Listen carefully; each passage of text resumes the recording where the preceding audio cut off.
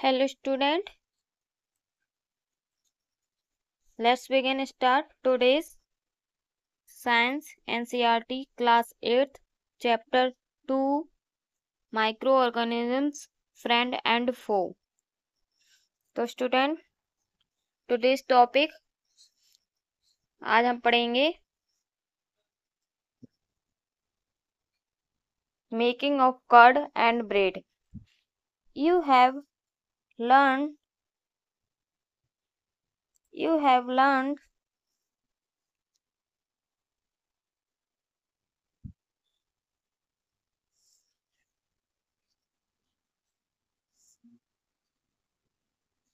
You have learned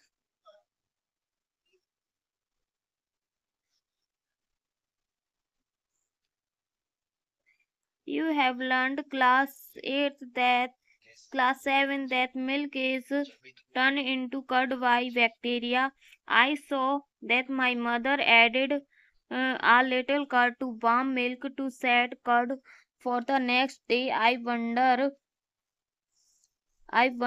why। Student, जैसा कि आपको पता होगा, आपने क्लास 7th में जीवाणु दूध को दही में परिवर्तित कर देते हैं, ये आपने पढ़ा होगा। और हमने अपनी माँ को गर्म दूध में थोड़ा सा दही मिलाती हुई देखा होगा, तो जिससे दही जम जाता है। हमें आश्चर्य ऐसा होता है, क्यों होता है? आपने कभी सोचा है कि गर्म दूध में थोड़ा सा दही मिलाने से वह जम क्यों जाता है? चलिए स्टूडेंट, तो पढ़ते हैं हम। Curd contains several microorganisms. Of these, the bacterium Lactobacillus promotes the formation of curd. It multiples in milk and converts into curd.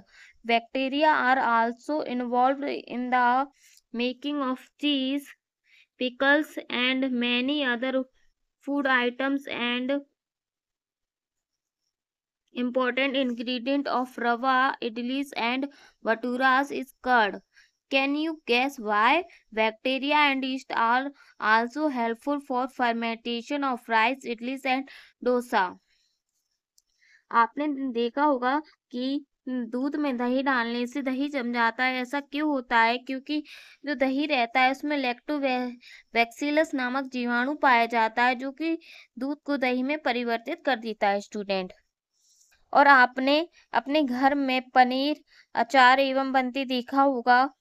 इसमें भी जो बैक्टीरिया यानी जीवाणु होता है वो बहुत सहायक होता है। और रवा यानी सूजी भटोले में भी जो बैक्टीरिया होता है वो उसको बनाने में बहुत महत्वपूर्ण कार्य करता है। जीवाणु यानी बैक्टीरिया ईस्ट चावल के आटे में किण्वन में सहायक होते हैं, जिससे इडली एवं डोसा बनता है स्टूडेंट। यानी फर्मेंटेशन, उसको मतलब फुलाव आ जाता है उसमें। तो स्टूडेंट चलिए अब हम पढ़ते हैं एक्टिविटी। आपके लिए एक्टिविटी है,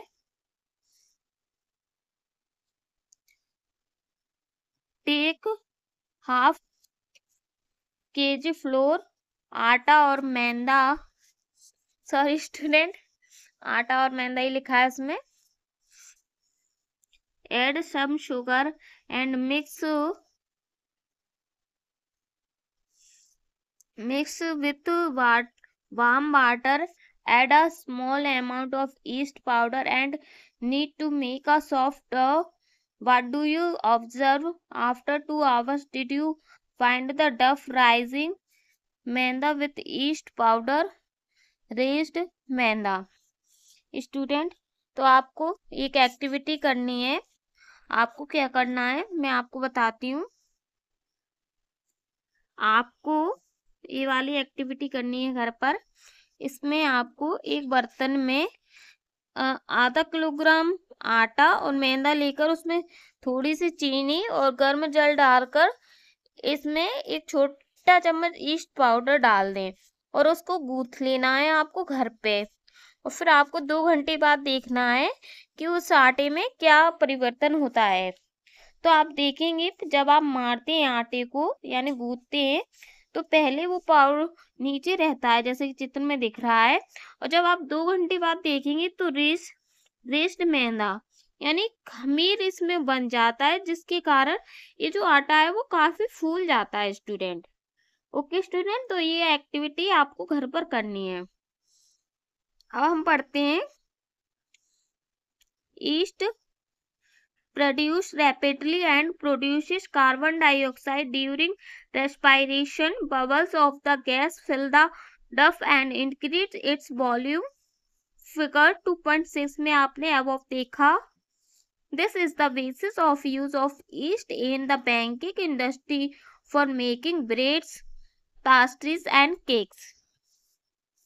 तो आपने खमीर को बनते देखा ऊपर की एक्टिविटी में स्टूडेंट। तो जो खमीर होता है वो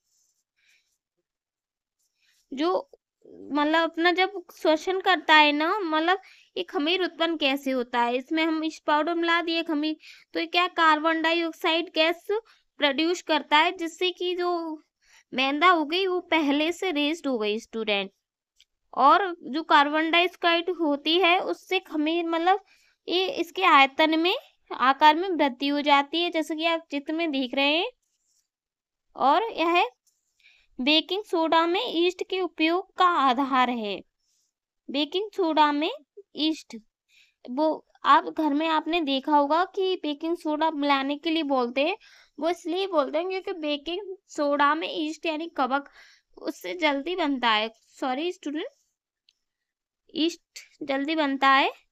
जैसे कि आपने ब्रेड, पेस्ट्री एवं केक बनाए जाते हैं खमीर की सहायता से। ओके स्टूडेंट, तो आज की क्लास आपको कैसी लगी? अच्छी लगी हो तो चैनल को लाइक करें, सब्सक्राइब करें, कमेंट करें एंड शेयर करें। और नेक्स्ट हम टॉपिक पढ़ेंगे commercial use of micro organism. कल स्टूडेंट हम ये वाला टॉपिक पढ़ेंगे जिसका नाम है commercial use of micro organism. ठीक है, ओके स्टूडेंट, तो कल हमारे साथ ये टॉपिक पढ़ने के लिए कल हमारी क्लास जरूर ज्वाइन करें। Thank you student for class watching.